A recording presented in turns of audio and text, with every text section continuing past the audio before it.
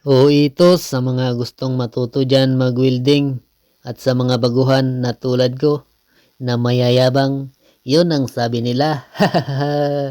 So ito naman guys, dapat pag nag-welding tayo ng butt joint, yung dugtungan natin ay ganito lang guys, upang hayahay lang ang buhay. At dapat nakaupo lang guys. Maraming salamat, sana may natutunan. Follow for more.